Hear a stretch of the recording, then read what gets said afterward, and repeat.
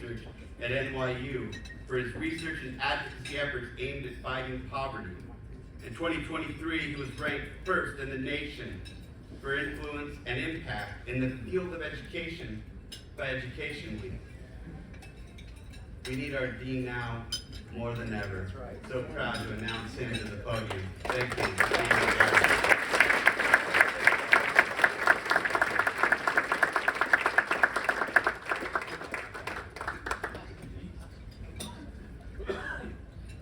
Good evening.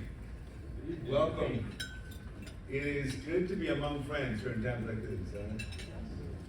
It's good to see so many familiar faces. I'm really happy to see Cindy Martin, who is going to speak for us tomorrow at the Women of DSAG event. Cindy was, until recently, the Deputy Secretary of Education, and is now, as of yesterday, the new Secretary of Education for the state of Delaware. So welcome.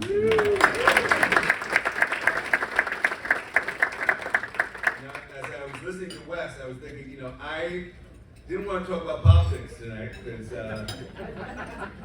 don't want to even watch politics, but you can't avoid it, can you? I mean, how many of you get breaking news alerts?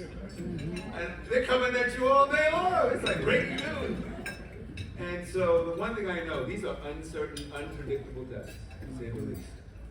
And just yesterday before I left, got together with several of the leaders within ROSI to talk about the latest executive orders and how we're going to respond. Because they have huge implications for funding of our programs. We have research projects, and all of you have projects that are affected by these orders.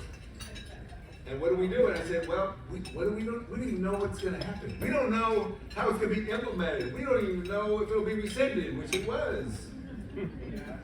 So one of the things I have to encourage all of you who are leaders, and I say this to myself as well, let's not overreact.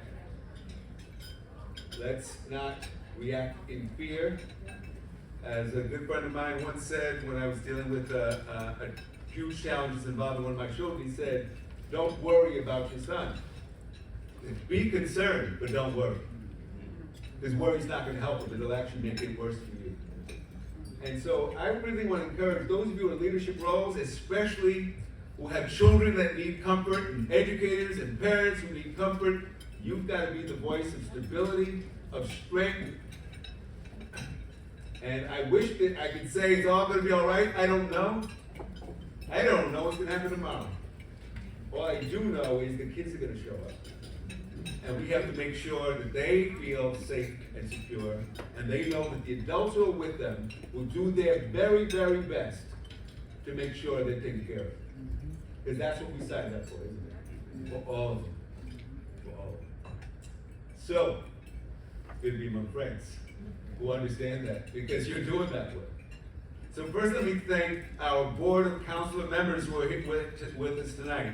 Maggie Chidester, Gary Crisp, Michael Isaraga, Wes Smith, who you heard from, and Darren Brawley from Compton, all on our board of councilors. They're how important they are for what we do, because, we're not a glamour school at SC, right?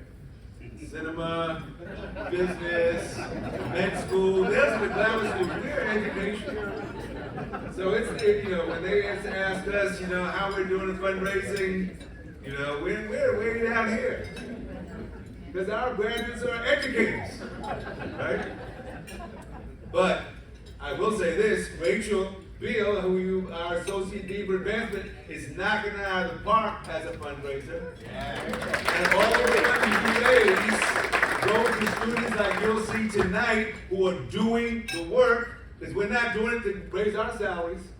We're doing it to fund our students because, as you know, it's expensive to go overseas. So we need to reduce the costs for people who are doing this work. So I want to thank our board for supporting that. We have a stellar faculty, and one of the things I'm especially proud of is that many of them are former superintendents themselves. People like Dave Cash, and Greg Franklin, and Bruce Brewer, and Maria Ott, and Larry Pikes, although not a former superintendent. How many of you had Larry on your committee while you were in school? Okay?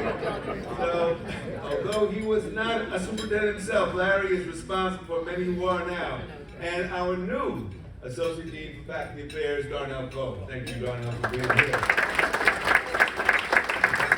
So it takes a lot of different people to come together to do this work. I want to thank the members of the DSAG Executive Committee who volunteered and continue to volunteer to look at the applications and to help plan an event like this because they do it out of love. The Trojan family is real, let me tell you that. Some of you might have heard there was a fire in LA not long ago. And we immediately decided we're going to have to help. Actually, Carol Folklow said, what are we going to do to help those kids? I said, we can put on workshops to help kids that haven't yet filed their financial aid applications to help them do it. And we're going to do that in a week from now. For all the kids from Pali High and the kids who are in Altadena, whose schools burnt down, we're going to do virtual workshops.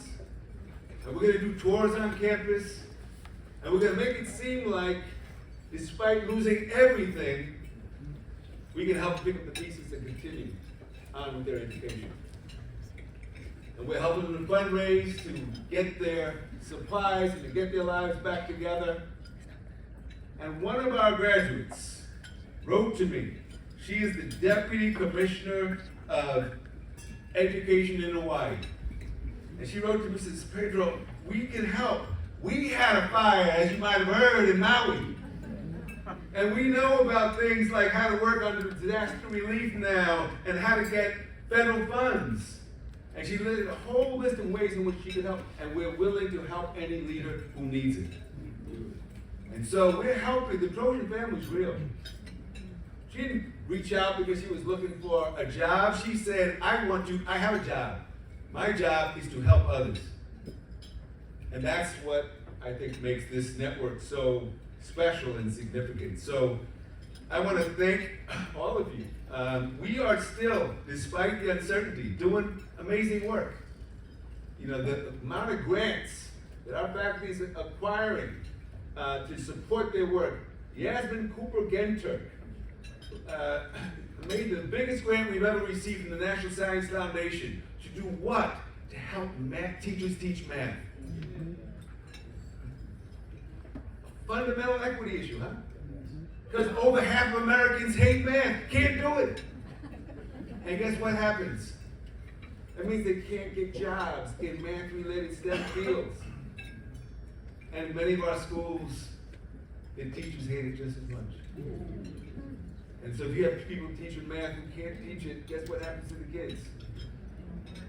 And so Yasmin's working on math, and we've got a new Ed Policy Hub where in fact they're working with districts to address their issues. Not our issues, their issues. And they just got a huge grant from Gates, and Gates said, yeah, focus on math. Because we need help in math. And then we got Mary Helen and Bernardino Yang doing work on neuroscience, because even though they don't like DEI, guess what? There are a whole bunch of neurodiverse learners, aren't there? And there are a whole lot of schools that don't know how to serve these kids. And her research is showing, you've got to create not only supportive environments, you've got to recognize that learning is an emotional process too. And then teachers understand how to build relationships and create a safe environment. Guess what? Kids do better academically and they do better socially. And so we're working on many fronts. And one of the fronts is to kind of be a partner. It's not good enough to see you once a year at a dinner. We want to make sure that we're with you in the work. We started this breakthrough leadership to work with districts on their issues in the summer. This year, the focus is on how to serve the most vulnerable children. Because although California has LCFF and gives us money specifically for kids who are homeless and in foster care and undocumented and learning English, how many of your districts are still struggling with those issues? And struggling how to serve those kids? Because there's still a huge gap between the research and the practice.